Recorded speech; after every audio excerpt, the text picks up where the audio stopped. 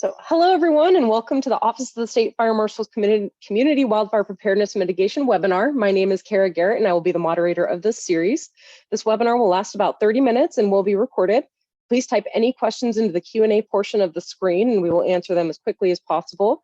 After our featured speaker has completed their presentation, we will be holding a question and answer session. If you have any questions after the webinar has concluded, we will be providing contact information to allow you to reach out to them directly. All webinar documentation, including the PDF of the PowerPoint, recording of this webinar, and all other related documentation discussed during this presentation will be available at our website, and I dropped that website URL in the chat. Should you encounter any issues, please do not hesitate to give me a call at 916-201-5539 or send me an email that is also located in the chat. Today's webinar will feature our Defensible Space Program, discussing how you can keep your property clean in the heat. To kick things off, I will first turn it over to our Acting State Fire Marshal, Chief Daniel Berlant. Take it away, Chief.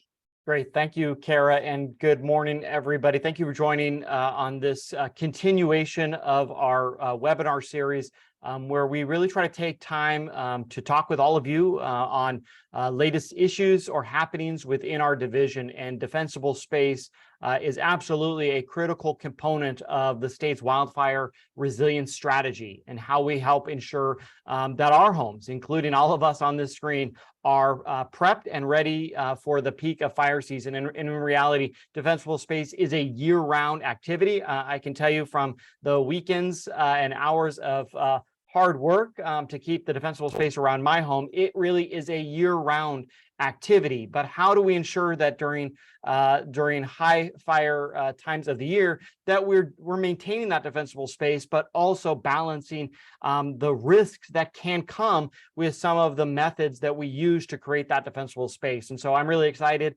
for our team today to highlight some of the suggestions that they have to helping ensure that you are maintaining defensible space even in the month of July, but that you are taking the proper steps or doing it differently than maybe you would do during the winter, spring, or fall months. So thanks for joining us. And I'm going to turn it right over to our team to jump in on how to do the right thing the right way.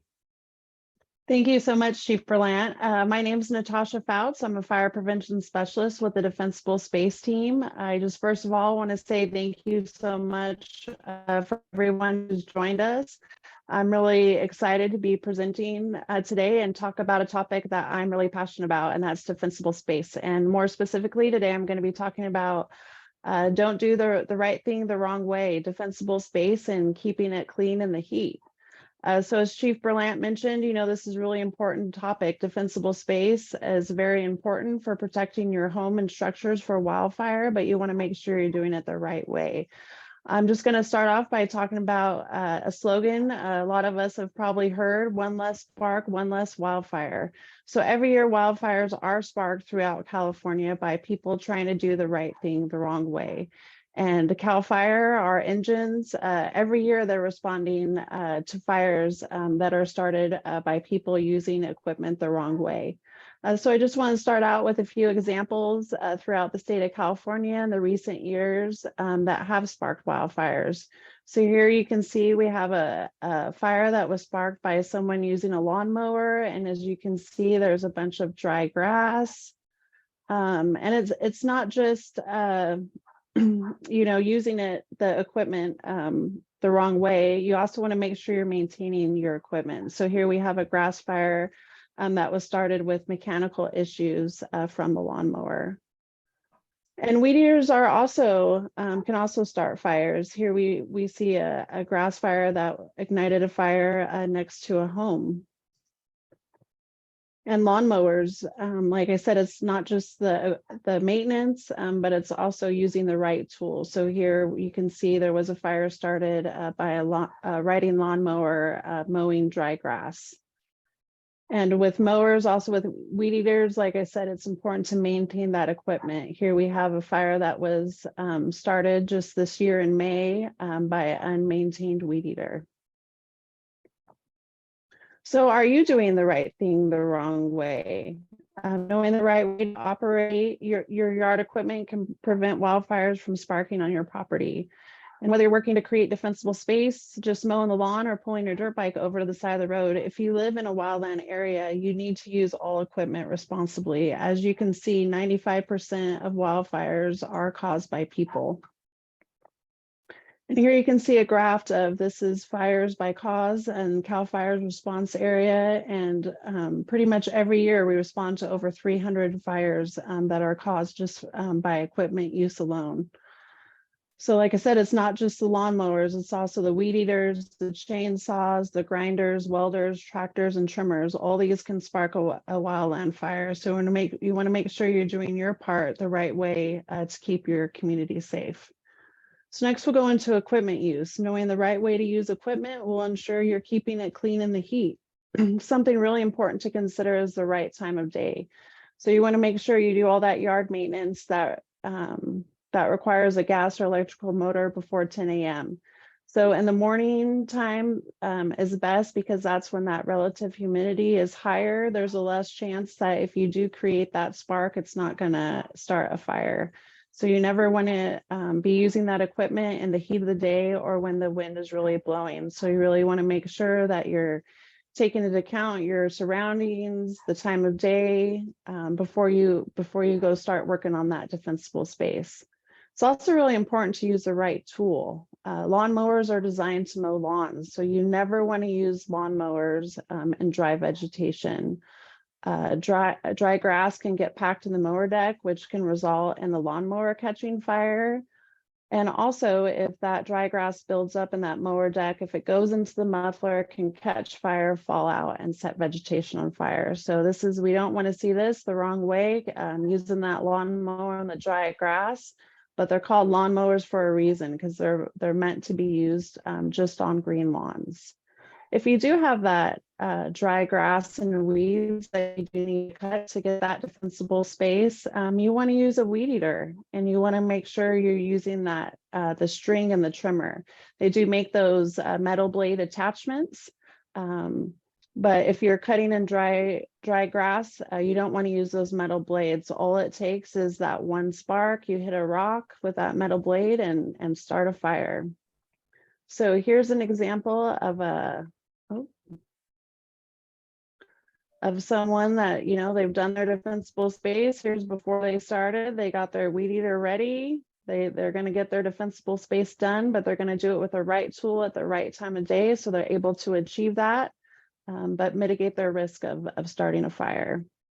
You also want to do it the right way. It's really important to consider safety.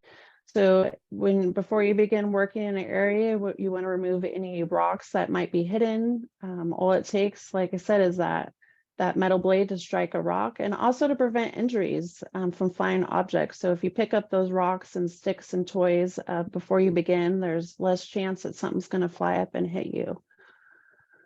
I think it's also great to consider your own personal safety. You want to make sure you have that proper protective gear. You're wearing the proper shoes and clothing. Flip-flops might not be the ideal thing to go mow your lawn or to do weed eating. And also protect your hearing and your eyes when you're out using equipment. Something people don't really think about is you want to give your equipment adequate time to cool down before you place it back into your garage or to your shed. We say usually an hour is adequate time, but there have been many fires that have been witnessed even 10 to 25 minutes after the mower was parked and shut off. And there's other equipment that can make spark. So in our wildland areas, a permit may be required for grinding and welding operations, and spark shields may be required on equipment. You also really want to make sure that you have clearance down to bare soil for 10 feet. So if that equipment does create sparks, you want to make sure there's nothing dry or receptive that can get a fire started. And also keep a shovel and a fire extinguisher nearby and ready to use. Something that people sometimes overlook is refueling. They don't really think about it, but be sure the engine is off and engine components are cooled down when refueling. Hot engine components are capable of lighting gasoline vapors that are produced from refueling. Also, hot motors, exhaust pipes, and mufflers can start fires. So you never want to set down any hot yard equipment down onto dry receptive fuel. So here we have a weed eater. Here you can see this is not what we want to do. We don't want to set it down in that dry fuel bed. We want to go to a place that's clear, like rock, or maybe your driveway, or down to bare soil, and keeping that tool and fire extinguisher nearby when you are using equipment. And this also goes for chainsaws. Those motors and mufflers can get really hot. So we don't want to do this. We don't want to set it down in that dry receptive fuel bed. We want to go to an area that's cool. Also, I want to discuss the proper use of vehicles in preventing wildfires. So motorists are responsible for many of the wildfires that are sparked along our roadways. Nearly all these fires could have been prevented by just following these simple steps. First off, don't ever pull off into dry vegetation. The hot exhaust pipes and mufflers can start a fire that you won't even see until it's too late. When operating any type of vehicle, whether it's a lawnmower or your truck or car or motorcycle, you should never pull off or park in dry vegetation. If you are having mechanical issues or maybe in a minor vehicle accident, you want to do the right thing. You want to get off the roadway, but you want to make sure you don't do it the wrong way and pull off into dry grass and start a fire. It's also important to secure those chains. So if you're towing something, you want to make sure those chains are secure. The chains dragging along the road can start fires, and I know I experienced this many times when I was a firefighter. And not just the chains, but also maintaining your vehicle. Anything that could be dragging on the ground could have that potential to start fire. And other things that are sometimes overlooked is you want to maintain that tire pressure. If you're driving on exposed wheel rim, it will throw sparks. And something people don't really think about, but I think it's really a great idea, is to carry a fire extinguisher in your vehicle and make sure that you know how to use it. And even something as simple as maintaining those brakes when there's that metal to metal contact that can spark a fire. So next we'll move on to equipment maintenance. So when you do want to do the right thing, when you don't want to do the right thing the wrong way, yard equipment maintenance is also crucial to preventing fires. Unmaintained equipment can catch fire, which can spread into nearby vegetation. So let's start with lawnmower maintenance. It's always a good idea to read that owner's manual and follow the instructions so you know the right way to use it. You want to regularly inspect and monitor the mower deck and frame surfaces for worn pulleys or bearing races. If you do notice signs of rubbing as a result of friction, you want to address those issues immediately, as they may be a sign of a mechanical issue, which could present a fire hazard. Making sure you're monitoring those belts for uneven wear, cracks, or missing portions of rubber. It's also a good idea when you've finished mowing to use a leaf blower, compress air, or some other kinds of means to clean off all those combustible grass clippings, and make sure you're paying special attention to the areas around the exhaust system, the belt, and the pulleys. Something people often overlook is cleaning out the cooling fins. The clippings can build up under the cover that sits on top of the engine's cooling fins, which can then cause your lawnmower to overheat. Also, another thing you need to pay attention to maintenance is with lawnmowers, they can overheat or catch fire if the carburetor has a leaky gasket. The leak can make the engine struggle due to air not being allowed to pass through, which can cause the fuel to leak, catching the mower on fire. And for your own safety, you also never want to remove any kind of safety devices from a mower or even a weed eater or any tool. You also want to think about the maintenance of your weed eater. Again, just like with the lawnmower, make sure you're reading that owner's manual and following the instructions. You want to keep it clean and in good working order. And a lot of times, I know this happens to me, you get the grass caught in the head, and you want to make sure you get that all untangled so that the motor doesn't overheat. Another thing to consider is spark arresters. So in wildland areas, spark arresters are required on all portable gas-powered equipment, including tractors, harvesters, chainsaws, weed eaters, lawnmowers, motorcycles, and even ATVs. So if you're operating any of these equipment in wildland areas, you want to make sure that they are equipped with a spark arrestor. I think another great thing to mention is the environment. You know, when we want to do it the right way, we want to make sure that we're protecting California's beautiful waterways and lands. For existing homes out in the wildland, clearance is an essential part of a fire safe strategy and must be completed, but you also want to give care to avoiding, reducing, or mitigating any adverse impacts on sensitive plants and wildlife communities. And you can see this beautiful North Lake in California, that crystal clear water. We want to keep that protected. So protect water quality. Do not clear vegetation near waterways to bare soil. Vegetation removal can cause soil erosion, especially on steep slopes. So you always want to keep that soil disturbance to a minimal. And this is actually spelled out for us in the California Code of Regulations, which is where it talks about all of our defensible space requirements. We also want to prevent contamination. So we never want to refuel near waterways. You know, just take the extra time to move away from that water in case you do have some kind of spillage.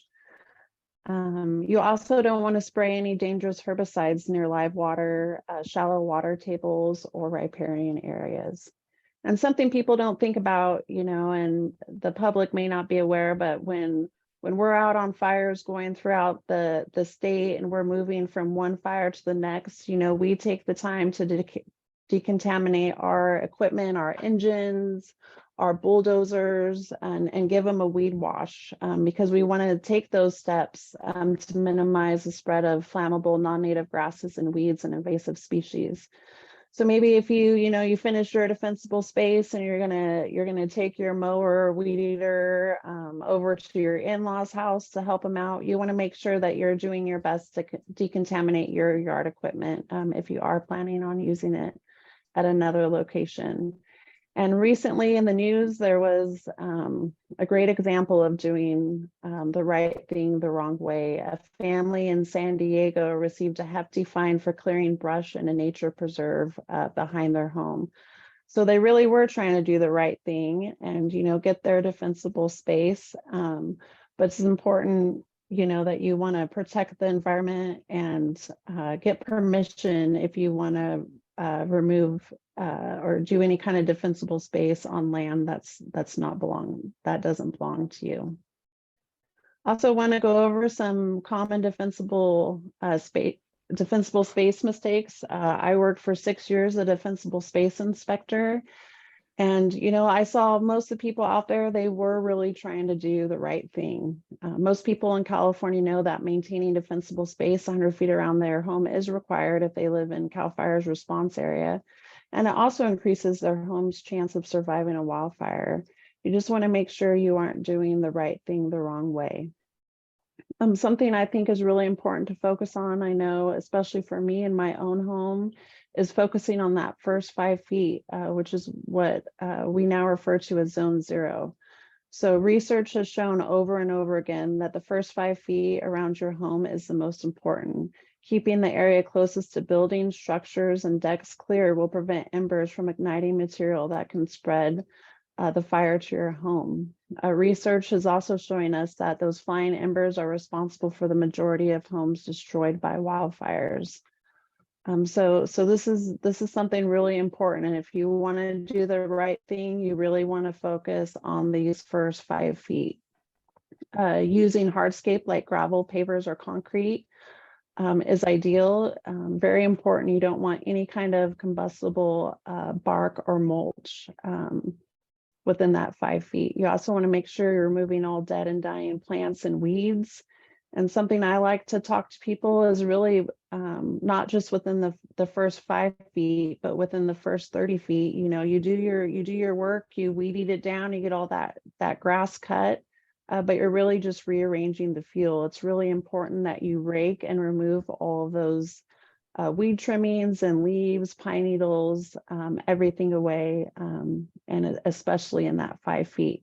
But also keeping debris like leaves and needles off your roof, out of your gutters, off your deck, your porches, your stairways, and even underneath any of these areas of your home.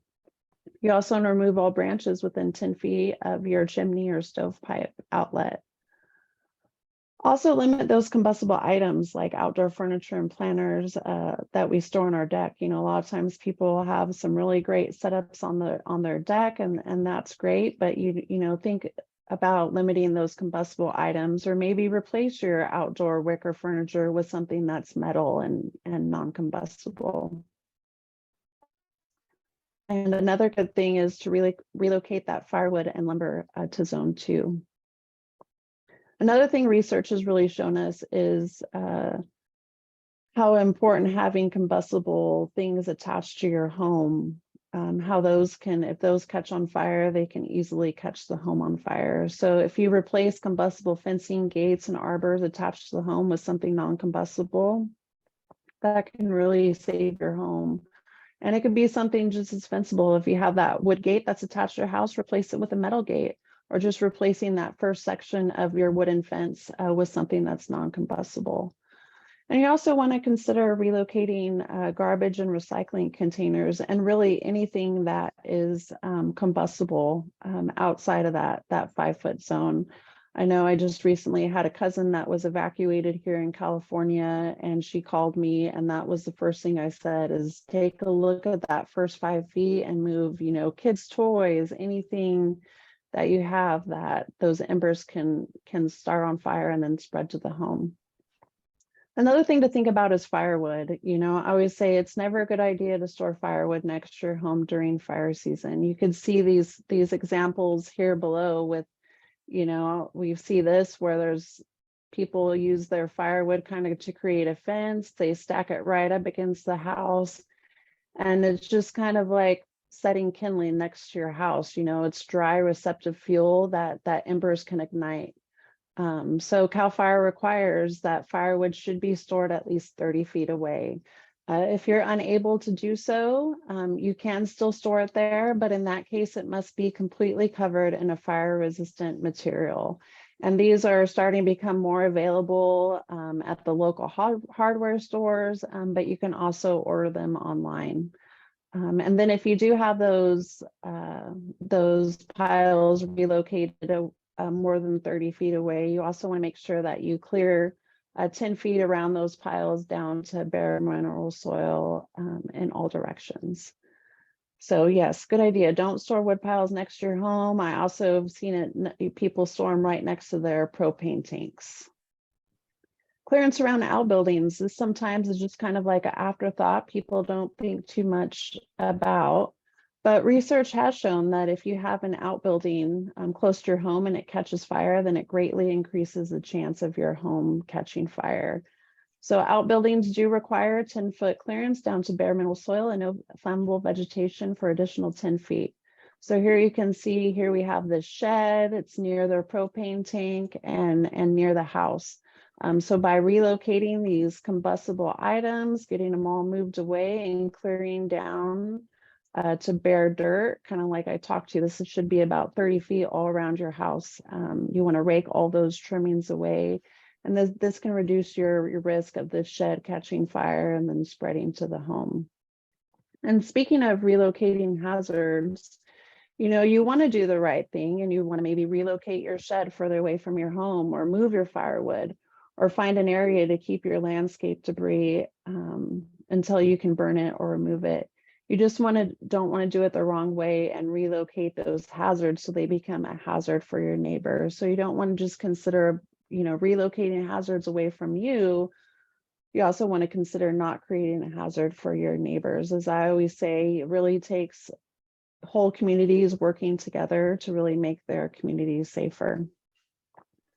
And there's so much great information out there. You can visit readyforwildfire.org, www.fire.ca.gov /DSpace, or the Office of State Fire Marshal's website. Here you can find a lot of great information on maintaining that defensible space, how to use equipment properly. And now we'll open up for any questions or comments.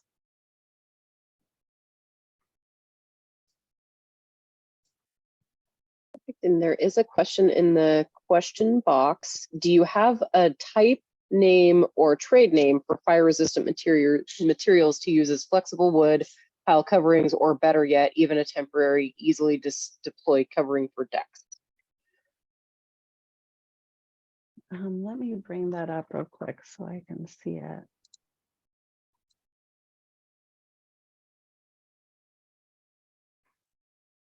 So the flexible wood pile coverings would be tarps. They have the tarps. You just want to make sure that it shows on that tarp that it's fire resistant. So like I said, a lot of the local ones, and then easily deployed coverings for decks. I would say that, you know, same thing, maybe covering that deck with a tarp. What's really important is that you don't have any combustible vegetation right up against your deck or underneath your deck, that you're clearing your deck down to bare mineral soil.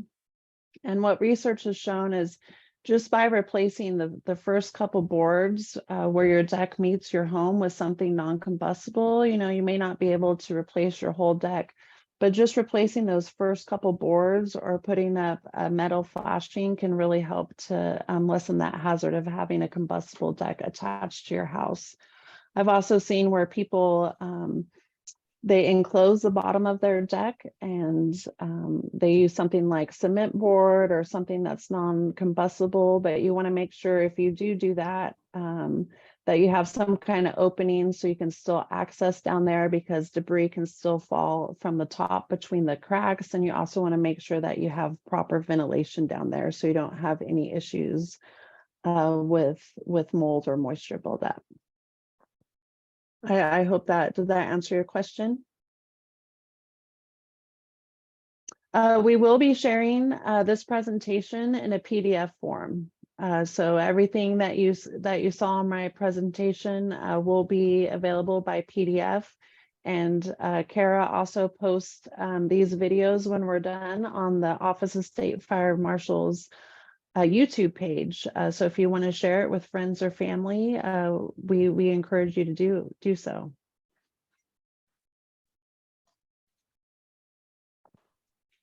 I have another question in the chat talking about eaves, ember resistant, but most of the solutions are so expensive.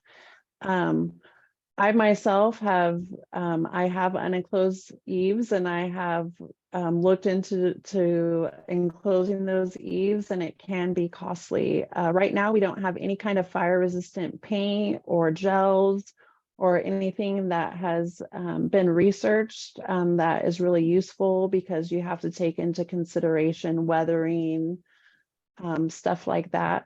But the one guidance I could give you, if you do have unenclosed eaves, and if sometimes they have the vent holes up there, you want to make sure that those are properly screened, that you don't have any holes in your screen. And just by removing all flammable vegetation all vegetation within 5 feet, like I talked about in zone 0, then you're going to have less chance of the fire starting close to your house and moving up into those eaves and catching fire. And then I have another question: how wide should a fire corridor be in ranches? I might need some more information to be able to answer that question. But I know in the area, you know, where I live, it's 100 feet defensible space. But I'm not sure what that applies to a fire corridor in ranches. But it looks like Chief McCauley and Chief Curtis may be typing that. Well, thank you, everyone. I'm so glad you were able to join us. And like I said, please share this. I know not everyone is able to attend the live webinar, but I hope we can help get this message out and help make our community safer. And with that, I'll give it back to Kara. Thank you so much. Such a great presentation, Natasha. And I will be posting this video today on our social media platforms, because this was such a wonderful presentation. We want to make sure that everyone gets to see it as soon as possible. So I will now turn it over to our next webinar. So I'm going to take over sharing my screen. And our next webinar will be held on August 14th at 11:30 a.m. And we will be discussing what you need to know about the Ready for Wildfire website from the website manager herself, Alicia Herring, with our communications office. We will be reviewing the layout of the website as well as features that are helpful that everyone should know. So unless there's any other questions, I will go ahead and end this webinar. Thank you all so much and have a safe rest of your day. Thank you.